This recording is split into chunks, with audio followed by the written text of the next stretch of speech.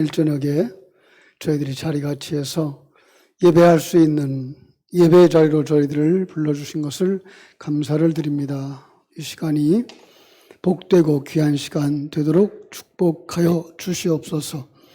주님 홀로 영광 받으시는 아름다운 시간에 우리가 구원의 하나님께로 마음을 향할 수 있도록 축복해 주시기를 간절히 소원하며 거룩하신 예수님의 이름으로 기도하옵나이다. 아멘. 요즘은 운전을 하면서 이제 내비게이션들을 의지해서 길을 찾아다니죠. 예전 같으면 이제 길을 떠나기 전에 지도를 놓고 사전에 길을 파악하고 갔는데 지금은 차에 올라서서 내비게이션에다가 이제 목적지를 이렇게 또 혹은 휴대폰에다가 GPS를 사용해서 길을 찾아가니까 아주 편하고 또 쉽게 길을 찾아가게 되는 걸 볼 수가 있습니다. 그래서 우리 나이들이 드신 분들이 가끔 농담 삼아서 하는 얘기가 있어요. 여자들의 말을 잘 들어야 된대요, 요즘은. 집에서는 부인의 말을 잘 들어야 되고 자동차에서는 내비게이션의 말을 잘 들어야 된대요. 1km 앞에 가서 우회전하세요. 300m 앞에 가서 좌회전하세요. 모든 게 순조롭게 잘 가요. 그런데 그것도 잘 안 될 때가 있더라고요. 아파트나 이렇게 건물들이 이제 밀집한 데 들어가면 위성 신호가 끊어져서 길을 못 찾아요. 이스라엘 백성들이 광야에서 하나님이 구름 기둥으로 불 기둥으로 그들을 인도해 주셨을 때 그들이 얼마나 감사했을까 생각해 볼 수 있어요. 그래서 우리가 살아가는 이 인생길에서 하나님이 보내시는 신호를 잘 받아야 되는데 여러분들은 매 순간 하나님이 주시는 그 신호를 잘 받고 살아가고 있는지요? 혹시라도 여러분들은 운전을 하다가 길을 잘못 들어본 경험이 있나요? 고속도로를 타고 가다가 길을 잘못 들어서면은요, 이건 정말 한참을 가야 돼요. 중간에 나갈 수가 없어요. 나가는 길이 없으니까 한참을 가서 나가서 다시 돌아서 와서 또 이제 돌아가야만 되는 그런 상황이기 때문에 그렇습니다. 인생길을 갈 때도 마찬가지라고 생각합니다. 길을 잃지 않으려고 하면 하나님의 인도하심에 민감해야 되고 길을 잃었더라면 속히 그 길을 고쳐서 갈 수 있어야 된다라고 생각을 합니다. 오늘 본문을 보면서 그래서 하나님의 인도하심이라고 하는 것 잉크가 안 되네요. 하나님의 인도하심, 그 하나님의 인도하심 속에 하나님의 가치관이라고 하는 것을 볼 수가 있고요. 두 번째로 생각할 수 있는 것이 무엇인가 하면은 회개의 기회, 우리에게 주어진 하나님의 주신 회개의 기회를 잡을 수 있어야 되겠고요. 그리고 하나님께로 돌이키자. 바로 이런 내용을 가지고서 같이 말씀을 나누려고 그럽니다. 오늘 이야기는 히스기야 왕의 이야기예요. 2절 말씀 같이 보겠습니다.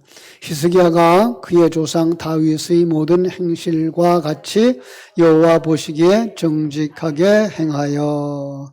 성경이 보는 평가, 하나님이 보시기에 정직하였다. 히스기야를 이렇게 평가하는데 하나님 보시기에 정직했다. 그러면서 덧붙여서 말해요. 뭐라고 말해요? 다윗의 모든 행위와 같이.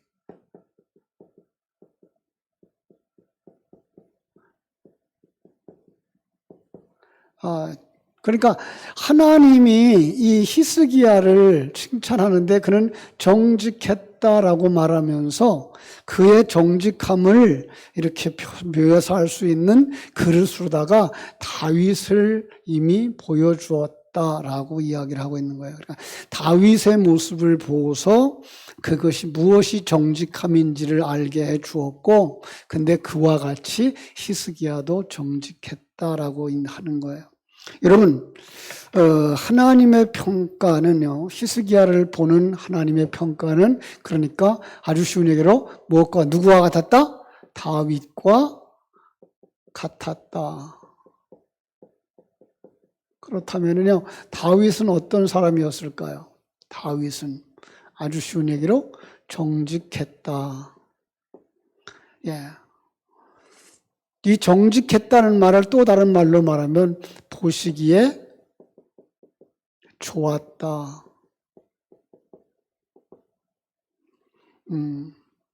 보시기에 좋았더라라는 말을 다른 말로 말하면 선하다라는 말을 쓰고요.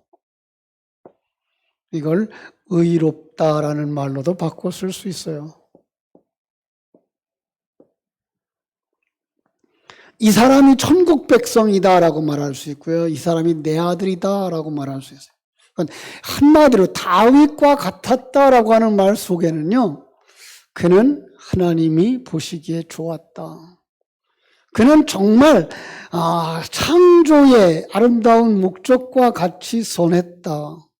그것은 바로 의로운 것이고 그것은 바로 내 아들, 내 백성의 모습이었다라는 이야기를 거기다 다 담아놓은 거예요. 여러분, 그러하지 못했으면 어떻게 했을까요? 다윗과 같이 않았다. 다윗과 같이 행하지 않았다. 그 사람은 어떻게 했을까요? 정직하지 않았을 것이고요. 그죠? 보시기에 좋지 않았을 것이고요. 선하지 않으면 어떻게 해요? 악했을 것이고요. 의롭지 않았으면 어떻게 됐을까요? 불의한 거죠. 예. 바로 이런 것을 성경은 우리들에게 대조를 시켜서 보여주는 거예요. 그러면 그는 하나님의 백성과 대조를 이루는 지옥 백성인 거예요. 그는 내 백성이 아니다라고 되는 거죠. 자, 다윗은 어떤 사람이에요? 아주 간략하게 소개한 부분이 있어서 인용을 했어요. 사도행전 13장 22절. 여러분 잘 아시죠? 사도행전 13장 22절. 우리가 잘 아는 말씀이에요. 13장 22절. 패하시고 사울이에요. 사울을 패하시고 다윗을 왕으로 세우시고 증언하여 이르시되 내가 이새의 아들 다윗을 만나니 내 마음에 맞는 사람이라 내 뜻을 다 이루리라 하시더니. 조금 변했어요. 옛날 성경과 개역 성경 뭐라 그래요? 내가 이새의 아들 다윗을 만나니 뭐라 그랬죠? 내 마음에 합한 사람이라. 다윗은 어떤 사람이에요? 내 마음에 합한 사람이라. 조금 더 정확하게 표현하면요, 내 마음 플러스 하나됨이에요. 그죠? 합하여진 거예요.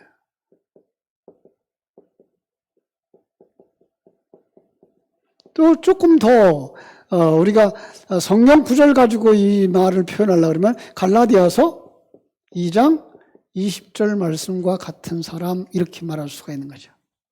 내가 그리스도와 함께 십자가에 못 박혔나니, 그런즉 이제는 내가 사는 것이 아니요 오직 내 안에 그리스도께서 사시는 것이나 이제 내가 육체 가운데 사는 것은 나를 사랑하사 나를 위하여 자기 자신을 버리신 하나님의 아들을 믿는 그 믿음 안에서 사는 것이라. 그게 다윗의 모습이고 그게 하나님과 하나 된 자들의 모습인 거예요. 이들의 상징적인 모습으로 누구를 예로 들고 있는 거예요? 다윗을 예로 들고 있는 거죠. 그죠? 그의 또 다른 말이 어떤 말이에요? 정직하였다라고 말하고 있는 거예요. 여러분, 정직의 대척점에 있는 단어는 어떤 단어일 것 같아요? 거짓이죠. 저는 거짓을 뭘 갖다 거짓이라고 말한다고 그랬죠?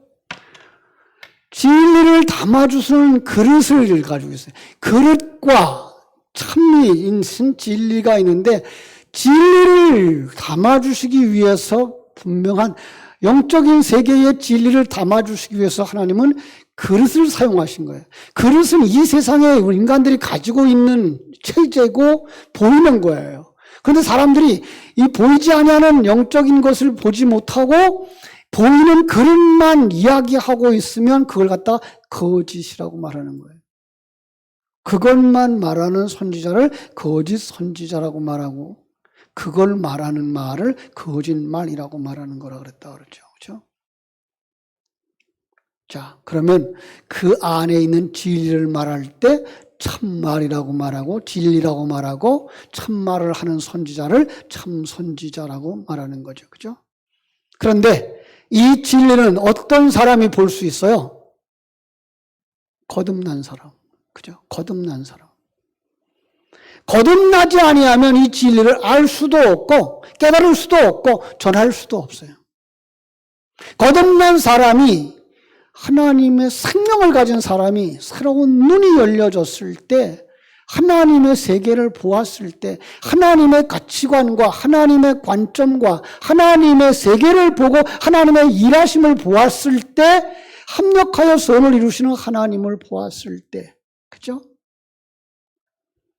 아, 하나님은 이렇게 일하시는구나. 그거를 말할 수가 있는 거예요. 그리고 하나님이 성경을 통해서 한 사람을 천국 백성으로 만들고 계신 그 깊은 진리를 이야기해 줄 수가 있는 거예요. 그죠? 다윗은 그런 면에서 어떤 사람이에요?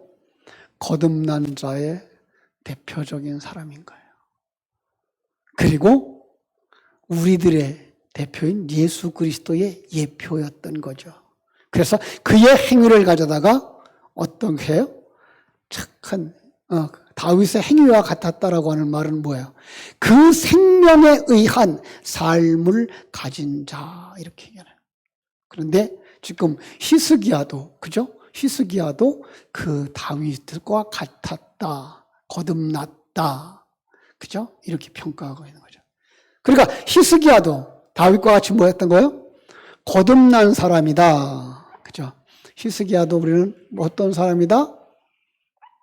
거듭난 사람이다. 이렇게 볼 수 있어요. 그죠? 거듭난 자. 어떤 사람? 하나님과 하나 된 자. 그리고 그 생명을 가지고 그 생명에 의한 삶을 사는 사람이었다라고 말할 수가 있는데 결과적으로는 누구예요? 이 사람은 하나님을 기쁘시게 하는 사람이었다. 예. 그래서 성경의 선악에 대한 평가 기준은 세상적인 판단 기준과 다르다는 거예요.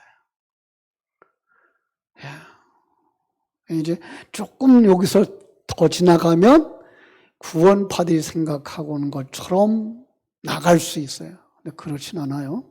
조심해야 되는 부분이기는 하지만 그럼에도 불구하고 성경이 말하고 있는 선악의 판단 기준은 세상적 가치관으로 가지고서 선악을 분별하지는 않는다라는 것 우리는 알아야 돼요.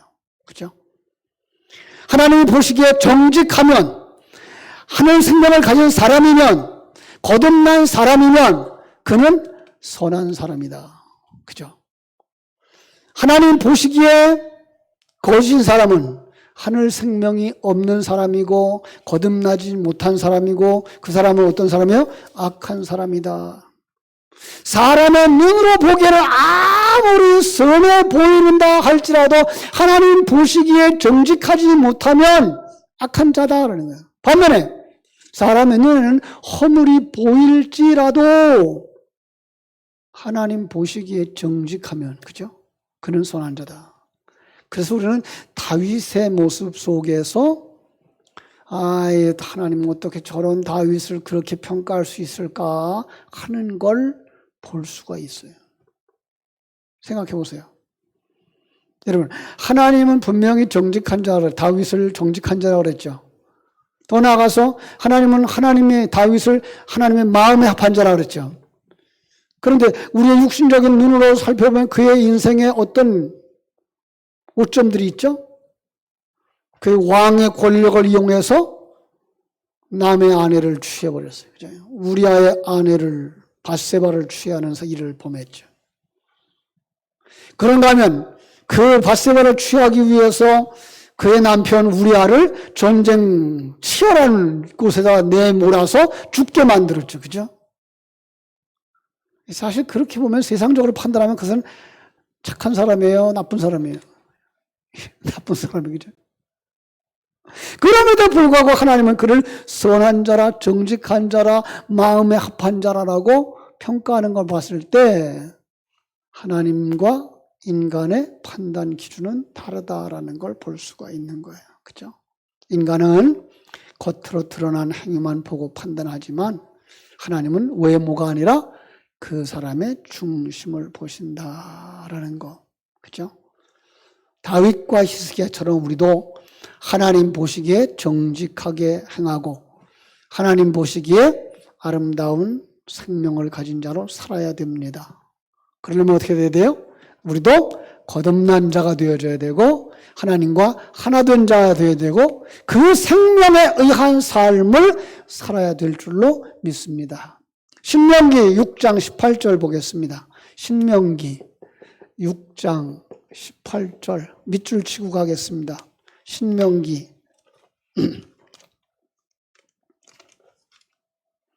6장 18절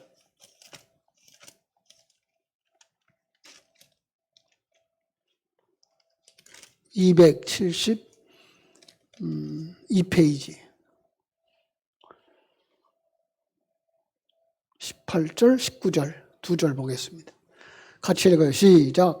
여호와께서 보시기에 정직하고 선량한 일을 행하라. 그리하면 내가 복을 받고 그 땅에 들어가서 여호와께서 모든 대적을 내 앞에서 쫓아내시겠다고 내 조상들에게 맹세하신 아름다운 땅을 차지하리니 여호와의 말씀과 같으리라. 아멘. 여호와께서 보시기에 정직하고 선량한 일을 행하라. 여호와께서 보시기에 정직한 사람이 되라. 그리고 그 생명을 가지고 사는 사람이 되라. 그럴 때 내가 어떤 사람이다? 복 있는 사람이다. 네가 복 있는 사람이 되고 그가 그 땅에 들어서 이 땅은 어디 땅일까요? 이스라엘 백성들에게는 가나안 땅이었지만 우리들에게는 영원한 땅 천국에 들어가서 그죠?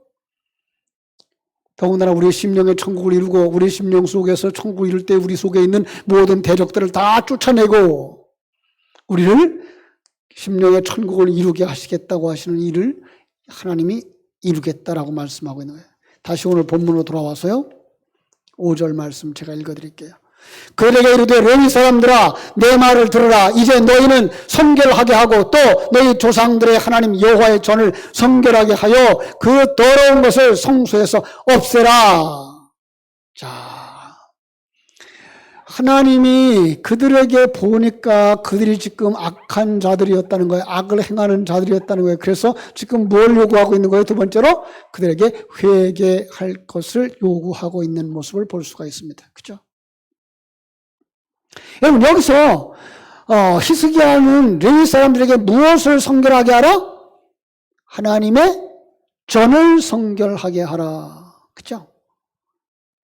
여러분 하나님의 전 어디까지 보셔야 되죠? 그러죠. 자신, 성도 자신. 고린도전서 3장 16절이죠. 너희가 하나님의 성전인 것과 하나님의 성령이 너희 안에 거하시는 것을 알지 못하느냐?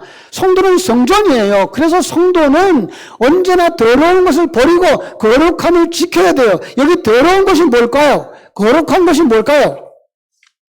거룩한 것부터 생각할게요. 하나님의 것.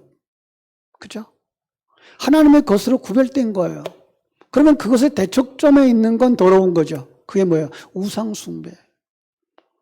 우상숭배가 뭐라 그랬어요? 나 중심의 생각, 욕망, 탐욕. 이게가 버려야 될 건지 안 버려야 될 건지 얼른 분갈이 안 돼요. 왜요? 그거 좋아하고 살아왔기 때문에요. 그래서 우리가 매 순간 예배가 필요하고 기도가 필요한 거예요. 왜? 내 삶 속에서 정말 내가 하나님을 예배하는 자인가, 우상숭배하는 자인가를 분별해야 되는 삶과 영적인 삶, 그걸 분별하는 나누는 작업들이 늘 있어야만 되기 때문에 그런 거죠. 계속 묵상하면 조금씩 느껴져요. 그래서 연습해야 되는 거예요. 그게 바로 신앙의 생활인 거예요. 보세요. 히스기야는 왜 섬겨야 할 것을 명령했을까? 히스기야는 이제 아하스 왕 당시 우상 숭배가 만연해 있었기 때문에 그게 뭐예요? 더러운 거. 그죠?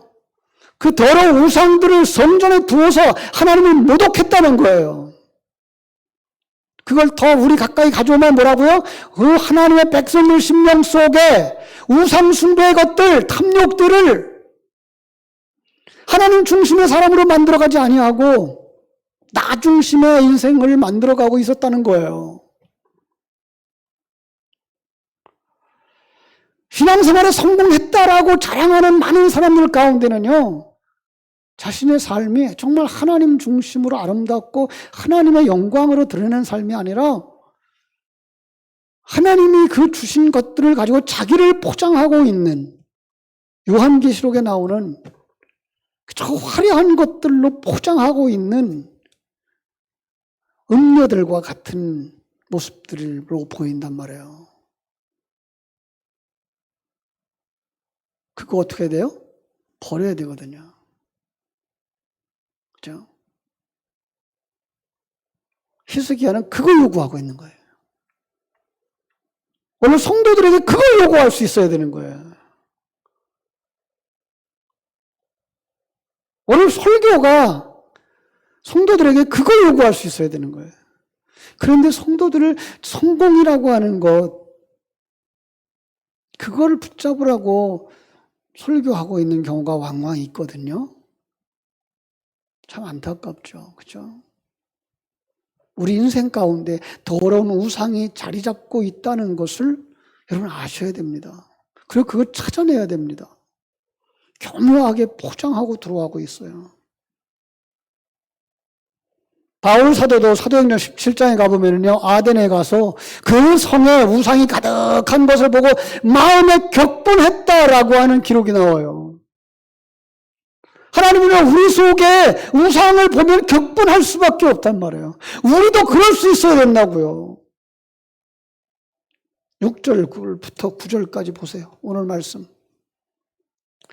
우리 조상들이 범죄하여 우리 하나님 여호와 보시기에 악을 행하여 하나님을 버리고 얼굴을 돌려 여호와의 성소를 등지고 또 낭실이 문을 닫으며 등불을 끄고 성소에서 분향하지 아니하며 이스라엘 하나님께 번제를 드리지 아니하므로 여호와께서 유다와 예루살렘에 진노하시고 내버리사 두려움과 놀람과 비웃음거리가 되게 하신 것을 너희가 똑똑히 보는 바라. 이로 말미암아 우리 조상들이 칼에 엎드러지며 우리의 자녀와 아내들이 사로잡혔느니라. 히스기야는 하나님이 유다와 예루살렘에 진노하신 이유가 무엇이라고 말하고 있죠?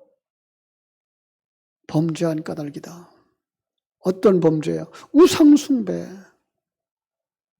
그죠? 하나님 보시기에 악을 행하는 것. 너를 위해서 신앙생활을 하고 있었기 때문이라는 거예요. 그죠? 여러분, 히스기야는 이걸 분명히 알았어요.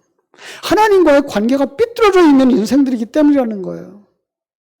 그래서 히스기야는 왕위에 오른 뒤에 성전 정화를 통해서 하나님과의 관계가 회복되어지기를 도모했던 것을 우리는 알 수가 있습니다.